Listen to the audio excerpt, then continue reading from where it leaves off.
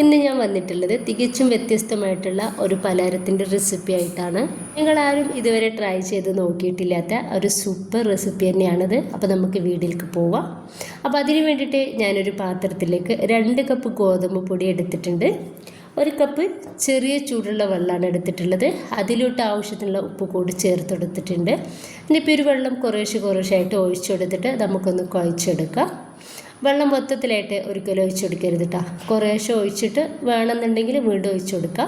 നമ്മൾ ചപ്പാത്തിക്കൊക്കെ റെഡിയാക്കിയിട്ട് എടുക്കുന്ന ആ ഒരു രീതിയിൽ തന്നെയാണ് ഇതും വേണ്ടത്. ഇനിയിപ്പോൾ ഇതാ ഞാനിതുപോലെ ഒരു ഡോ ആക്കി എടുത്തിട്ടുണ്ട്. ഒരു 1-2 മിനിറ്റ് നമുക്കിതുപോലെ ഒന്ന് കുഴച്ചെടുക്കാം. ഇനിയിപ്പോൾ ഞാനിത് നന്നായിട്ട് കുഴച്ചെടുത്തിട്ടുണ്ട്. അതിലിപ്പോൾ നമ്മൾക്ക് ഇത് ബോൾസുകളാക്കിയിട്ട് തന്നെ എടുക്കണം.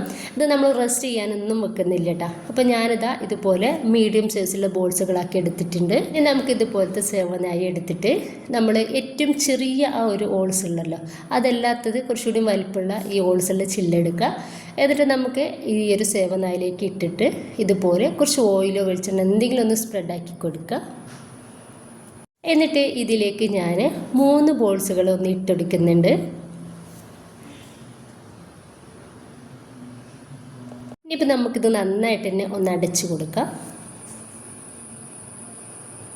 നന്നായിട്ട് തിളച്ച് വരുന്ന വെള്ളത്തിലേക്ക് നമുക്കിതുപോലെ ഒന്ന് പ്രസ്സാക്കി കൊടുക്കാം. നിങ്ങൾക്ക് വേണമെങ്കിൽ വെള്ളത്തിൽ കുറച്ചുകൂടി ഉപ്പിട്ടെടുക്കാവുന്നതാണ്.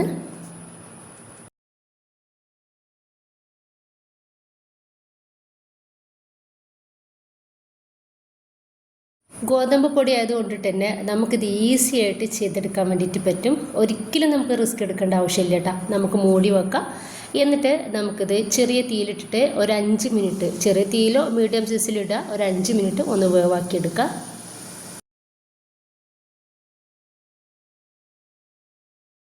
ഈ ഒരു സമയം കൊണ്ട് ഞാനൊരു പാത്രത്തിൽ കുറച്ച് വെള്ളമാണ് എടുത്തിട്ടുള്ളത്. അതിലോട്ട് കുറച്ച് ഐസ് ക്യൂബ്സ് ഇട്ടെടുക്കുന്നുണ്ട്.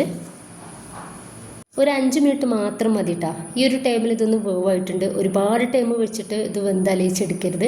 നമ്മൾ വെള്ളത്തിൽ ഐസ് ക്യൂബ്സ് ഒക്കെ ഇട്ടിട്ട് അതൊക്കെ ഒന്ന് റെഡിയായിട്ട് കിട്ടിയിട്ടുണ്ട്.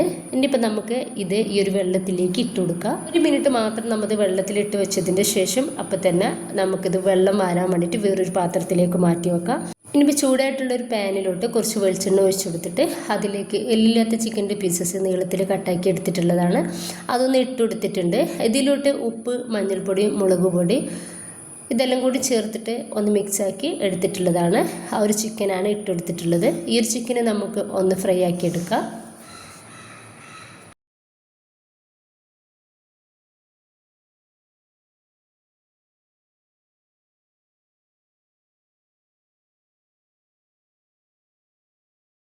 അപ്പോൾ ചിക്കന് നന്നായിട്ട് ഒന്ന് വേവായിട്ട് കിട്ടിയാൽ ഞാനിതിലേക്ക് ചെറിയൊരു സവാള നീളത്തിൽ കട്ടാക്കി എടുത്തിട്ടുള്ളതാണ്. അതൊന്ന് ഈ ഒരു ചിക്കനിലേക്ക് തന്നെ ഇട്ട് കൊടുക്കുന്നുണ്ട്. ഇതിലോട്ട് ആവശ്യത്തിനുള്ള ഉപ്പ് കൂടി ചേർക്കുകയാണ്. അതായത് ഈ ഒരു സവാളയിലേക്ക് ആവശ്യത്തിനുള്ള കുറച്ച് ഉപ്പാണ് ചേർത്തെടുത്തിട്ടുള്ളത്. നന്നായിട്ട് ഒന്ന് മിക്സ് ആക്കി എടുക്കാം. ഒപ്പം തന്നെ ഇതിലോട്ട് കുറച്ച് ക്യാപ്സിക്കം എടുക്കുന്നുണ്ട്. അതായത് വളരെ കുറച്ച് ക്യാപ്സിക്കാണ്. അതുപോലെ തന്നെ ഒരു ചെറിയ തക്കാളി അതിൻ്റെ കുരു ഒഴിവാക്കിയിട്ട് നീളത്തിൽ കട്ടാക്കി എടുത്തിട്ടുണ്ട്. ഇതിൽ ഞാൻ വെജിറ്റബിൾസ് ഒരുപാട് ചേർക്കുന്നില്ല കേട്ടോ. നിങ്ങൾക്ക് വേണമെന്നുണ്ടെങ്കിൽ നിങ്ങളുടെ കയ്യിലുള്ള വെജിറ്റബിൾസ് എല്ലാതും എടുക്കാവുന്നതാണ്. നന്നായിട്ടൊന്ന് മിക്സാക്കി കൊടുക്കുക. നമ്മളിത് അധികം വേവിച്ചെടുക്കുന്നില്ല. ഒരു പകുതി വേവാക്കി മാത്രമാണ് എടുക്കുന്നത് ഈ ഒരു വെജിറ്റബിൾസൊക്കെ. ഈ ഒരു സമയത്ത് ഞാൻ നൂഡിൽസിൻ്റെ മസാലയുടെ ഒരു പാക്കറ്റ് ഇട്ട് കൊടുക്കുന്നുണ്ട്. നിങ്ങൾക്ക് വേണമെന്നുണ്ടെങ്കിൽ ചേർത്ത് കൊടുക്കുക കേട്ടോ, അല്ലെങ്കിൽ ഒഴിവാക്കി കളയുക. നന്നായിട്ടൊന്ന് മിക്സാക്കി കൊടുക്കുക. ഈ ഒരു മസാല ചേർത്തെടുക്കുമ്പോൾ ഒന്നുകൂടി ടേസ്റ്റ് ഉണ്ടാവും നമുക്കിത് കഴിക്കുന്ന ടൈമിൽ. ഇതിലേക്ക് ഒരു 1/4 ടീസ്പൂൺ മഞ്ഞൾപ്പൊടിയും 1/2 ടീസ്പൂണ് മുളക് പൊടി കൂടി ചേർത്തിട്ടുണ്ട്. അപ്പം നമ്മൾ ഇതിലോട്ട് ഒരുപാട് പൊടികളൊന്നും ചേർക്കുന്നില്ല കേട്ടോ. വളരെ കുറച്ച് പൊടി മാത്രമാണ് ചേർക്കുന്നുള്ളൂ. നന്നായിട്ടൊന്ന് മിക്സാക്കി എടുക്കുക.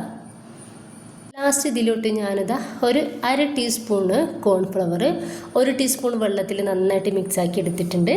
ഇതിലോട്ട് ഞാൻ 2 ഡ്രോപ്സ് നമ്മുടെ റെഡ് കളർ ഒന്ന് ആഡ് ചെയ്തെടുക്കുന്നുണ്ട് കേട്ടോ. നിങ്ങൾക്ക് വേണമെങ്കിൽ ചെയ്താൽ മതി. ഇതൊക്കെ ഞാൻ ഒരു എന്താ പറയുക, വീഡിയോയിലൊരു ഭംഗിക്ക് വേണ്ടിയിട്ട് മാത്രമാണ് ചെയ്തെടുക്കുന്നത്. ഇതിൻ്റെ പകരം നിങ്ങൾക്ക് ടൊമാറ്റോ സോസൊക്കെ യൂസ് ചെയ്യാവുന്നതാണ് കേട്ടോ. ഇനിയിപ്പോൾ ഇതൊന്ന് ഒഴിച്ചെടുക്കുന്നുണ്ട്.